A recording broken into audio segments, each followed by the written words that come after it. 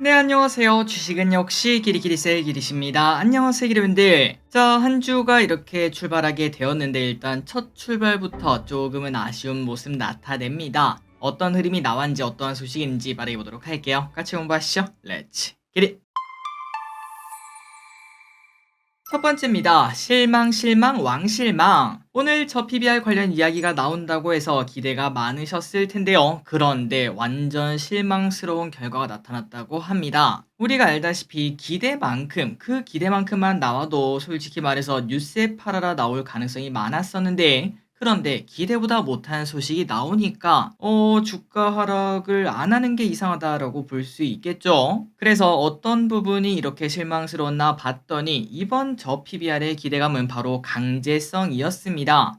기업들이 스스로 가치를 높이게 하는 강제성 플러스, 그리고 너무 강제하면 안 되니까 대신 이렇게 해주면은 뭐 이런저러한 당근 줄게, 이게 가장 중요하다고 볼 수 있었는데 실제로 일본에서는 상패 페널티도 존재했었죠. 그런데 이번에 우리나라에서 공개된 거는 아직 초기라 그런지 모르겠지만 일단은 당근만 주면서 알아서 잘하자라는 뉘앙스만 나타났다고 합니다. 그러다 보니까 당연히 실망감이 나타날 수밖에 없었죠. 그래서 당분간은 주가 하락을 피할 수는 없다라는 뷰가 많습니다. 하지만 개인적으로 끝은 아니라고 생각하고요. 어쨌든 정부의 의지가 강력하고 그리고 앞으로 추가 소식이 나올 가능성도 분명히 있기 때문에 어느 정도의 조정 이후, 그 다음에 ETF가 나온 이후, 그때부터 뭐 엄청나게 큰 수익을 우리에게 주지는 않겠지만 그래도 시장 정도는 이길 수 있는 그 정도 수익은 기대를 해볼 수 있다고 생각합니다. 다음입니다. 그렇다면 코스피 하락은 필연적. 아시다시피 최근 들어 코스피 2500 라인에서 2600 라인으로 올린 거는 저 PBR 관련주가 꽤나 큰 힘을 보탰었습니다. 그런데 저 PBR이 만약에 하락하게 된다면은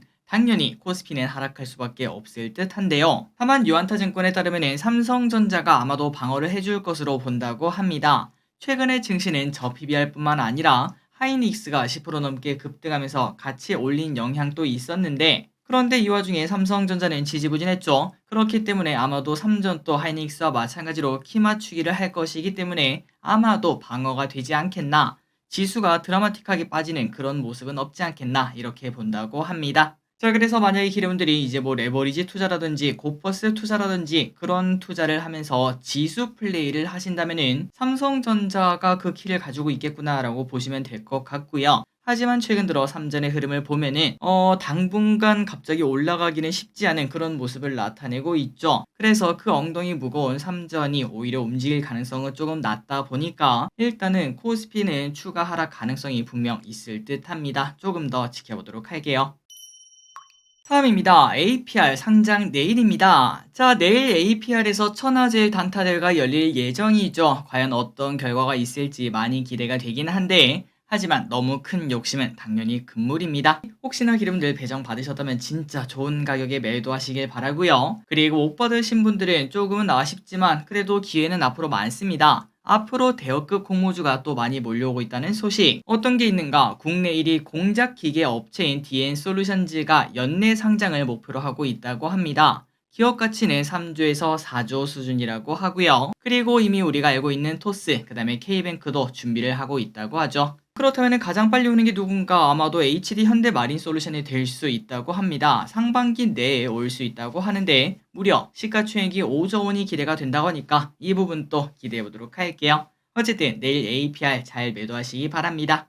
다음입니다. 야, 이게 진짜 청약이지. 자, 오늘은 우리가 좋아하는 공모주 청약 말고 아파트 청약이 더 뜨거운 하루였다고 합니다. 여러분들 그 청약하는 사이트 이름 알고 계신가요? 그 청약홈. 그 사이트가 마비가 될 정도로 사람들의 관심이 많았다고 하는데 도대체 뭐 때문에 그런가 봤더니 개포동 DH 퍼스티어 아이파크 무순위 줍줍 청약 때문에 그랬다고 합니다. 그래서 얼마나 많이 청약하나 봤더니 무려 100만 명이 청약할 것으로 보인다고 하는 이 줍줍. 34, 59, 132 이렇게 총 3가구가 무순위 청약을 실시를 한다고 하고요. 각각 분양가가 6.5억, 12.9억, 21.9억으로 절대 낮은 가격이 아닌데도 불구하고 이렇게 많은 사람들이 청약을 진행한다고 합니다. 아니 길이 이거 청약을 하면은 도대체 얼마나 주길래 이렇게 큰 돈을 넣는 거야 하고 봤더니 거래가가 미쳤다고 하는데요. 132가 만약에 내가 당첨이 되었다면은 최근 거래가가 무려 49억이나 나왔다고 하니까 아까 봤다시피 22억 아니겠습니까? 무려 27억의 차익을 거둘 수 있을 가능성이 있다고 합니다. 물론 가격이 좀 다르다 보니까 이것 떼고 저것 떼고 뭐 그렇게 생각하면은 한 20억 정도 남는다고도 볼 수 있는데 진짜 로또라는 이야기를 해볼 수 있겠죠. 하지만 수많은 뉴스에서는 그냥 20억 로또 당첨 이렇게 말을 하지만 그런데 이거는 조금은 다른 이야기가 될 수 있는 게 바로 세금 때문에 실제로 그 수익은 존재하지 않는다고 하네요. 만약에 우리가 당첨이 되어서 바로 매도하는 전략을 쓰면은 무려 70%가 양도소득세로 나가기 때문에 실제 수익은 20억은커녕 한 5억 정도 그 정도만 노릴 수 있다고 하네요. 그런데 그것만 해도 어디겠습니까? 그러다 보니까 많은 사람들이 청약을 했다고 합니다. 다음입니다. 이번 주 증시에서 중요한 이벤트는 한 개를 꼽을 수 있다고 합니다. 고공행진을 하는 미국 증시에 영향을 크게 줄 만한 소식은 딱 한 개인데요. 그건 아마도 이번 주에 공개되는 개인 소비 지출 PCE가 가장 크다고 볼 수 있겠죠. 그리고 보통 같은 경우에도 PC는 중요하지만 그런데 이번 달 초에 CPI와 PPI가 높게 나오면서 미국 증시가 출렁출렁 몇 번 하지 않았겠습니까? 그러다 보니까 PC에 대한 관심이 더 클 수밖에 없다고 합니다. 다만 우리나라 입장에서는 29일에 발표하기 때문에 우리는 다음날 3월 1일이 휴장 아니겠습니까? 변동성이 나타나더라도 지켜볼 수밖에 없다는 게 단점 아닌 단점이라고 합니다. 이외에는 미국 4분기 GDP 수정치가 발표가 되는데 큰 영향은 없겠죠. 좋은 결과 있기를 바랍니다. 다음입니다. 워렌 버핏, 현금만 쌓고 또 쌓고. 세계적인 투자자인 버핏, 요즘은 현금에 투자하고 있다는 소식이 나타나고 있습니다. 물론 현금이라는 투자처는 없겠죠. 사실상 살 게 없다라고 볼 수 있는데요. 그리고 투자자 서한을 통해서도 최근 워렌 버핏은 마땅한 투자처를 못 찾고 있다는 고민을 내비쳤다고 합니다. 하지만 이 와중에도 투자에 대한 열망은 가득하다고 하네요. 2022년처럼 하락장이 또 나타난다면은 큰 기회를 그때는 꼭 잡겠다 이렇게도 말했다고 합니다. 자, 올해 안에 그 큰 기회가 우리에게 올지 그 부분이 조금 많이 궁금합니다. 물론 제일 처음에는 조금 고통스러운 시간이 되겠지만 기대분들이 아시다시피 하락장 다음에는 항상 새로운 기회가 탄생하고 딱 작년 초반이 그랬죠. 쭉쭉 하락하다가 이제 증시가 쭉 올라오면서 새로운 주도주가 생긴 게 바로 AI였습니다. 그리고 그 AI 아직까지도 해먹고 있는 모습. 그런 식으로 처음에는 좀 힘들겠지만 그 하락장이 끝나고 나면은 그 열매만큼은 항상 달콤했기 때문에 개인적으로는 하락장 한 번 정도 한 번 정도는 와 줬으면 좋겠다. 그리고 그 전제 조건은 내가 좀 잘 대응했으면 좋겠다. 이런 생각을 가끔 하긴 합니다. 다음입니다. 의대 정원 슬슬 합의 가기. 정부에서 29일까지 돌아오면은 아무 일 없던 걸로 해주겠다. 이렇게 사실상의 최후 통첩을 날렸습니다. 물론 의사 쪽에서는 강대강 의사를 여전히 보여주고 있지만 이 와중에 의대 교수들이 중재 의사를 밝히며 새로운 국면이 열릴 가능성도 있다고 합니다. 자, 환자분들의 피해가 크지 않기를 진심으로 바라고 좋은 결과 있기를 진심으로 바랍니다. 다음입니다. 요즘 들어 유행이죠. 파묘. 이 친구가 흥행을 하면서 쇼박스라는 기업이 상승을 했다고 합니다. 자, 내용을 보자면은 영화 파묘가 개봉 나흘 만에 200만 관객을 동원했다는 소식이 나오자 최근에 가장 흥행했던 영화가 바로 서울의 봄이죠. 그런데 이 친구도 6일 만에 200만을 돌파했는데 파묘는 더 빠르다 보니까 이렇게 관련주도 바로 반응하는 모습을 확인할 수 있다고 합니다. 자, 요즘 들어 파묘가 좀 유행이긴 하죠. 주변에서 보고 왔다, 뭐 재밌었다, 아니다, 좀 호불호 갈린다 이러한 평가가 많은 걸 볼 수 있는데 그러한 오컬트류 그 다음에 이제 곡성 같은 거 이런 걸 좋아하신다면 최고의 영화가 아닐까라고 볼 수 있겠네요. 다음입니다. 어렸을 때부터 영어 시험을 한 영어 학습지에서 공개한 정보에 따르면 영어 레벨 테스트에 응시하는 미취학 아동이 최근 들어 계속 늘고 있다고 합니다. 지난 5년간의 데이터를 비교한 결과 미취학 아동과 초등학교 저학년 아동이 꾸준히 시험 보는 인원이 증가하고 있다고 하는데 아무래도 자녀들의 영어 교육 시작 시기가 계속 앞당겨지며 이제는 유치원도 뭐 영어 유치원 이렇게 간다고 하지 않겠습니까? 그러다 보니까 응시하는 연령도 낮아지고 있다고 하네요. 참고로 우리나라 공교육에서 처음 영어를 배우는 게 3학년인데 그때까지 응시율이 쭉 증가하다가 그 다음부터는 다시 쭉 떨어지는 모습을 나타낸다고 하네요.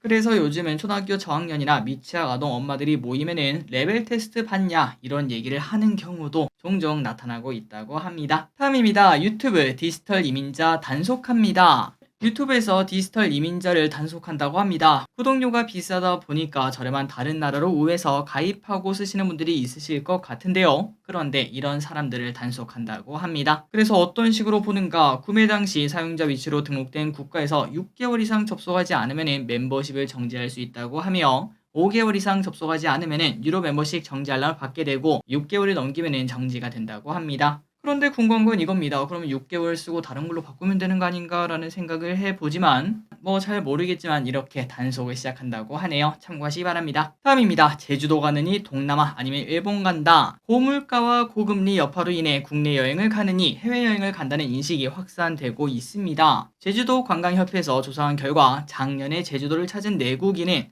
1270만 명으로 22년 대비 8%나 넘게 감소를 했다고 합니다. 그리고 12월 단체 관광객만 본다면 전년비 80%나 감소한 모습을 나타냈다고 합니다. 그 반면 해외 여행 수는 훨씬 더 늘어나고 있습니다. 특히 일본은 역대 최대치인 1천만 명을 돌파할 것으로 보인다고 하며 실제로 따지고 보면 제주도 여행 경비가 당연히 조금 더 싸지만 하지만 그렇게 큰 차이가 없기 때문에 그 가격이면 제주도 가느니 일본 간다 아니면 뭐 동남아 간다 이렇게 생각하는 사람들이 많아지고 있다고 하네요. 다음입니다. 프리터족. 이 단어를 아시나요? 프리터족이란 자유로운 노동자라는 의미의 단어입니다. 그리고 최근 들어 20대에서 30대에서 프리터족에 대한 관심이 높아지고 있다는 소식. 참고로 이 단어는 예상하셨다시피 일본에서 나왔습니다. 1990년대 장기 불황으로 인해 잃어버린 세대에서 일자리가 없다 보니까 그냥 욕심 없이 파트타임 하면서 살지 뭐 이렇게 생각했던 청년들에게 그때 프리터족 이러한 단어를 붙여줬다고 하는데요. 그런데 이제 지금 한국에서 나타나고 있다고 합니다. 실제로 프리터족에 대한 언급량이 전년비 2배 넘게 뛰고 있다고 하며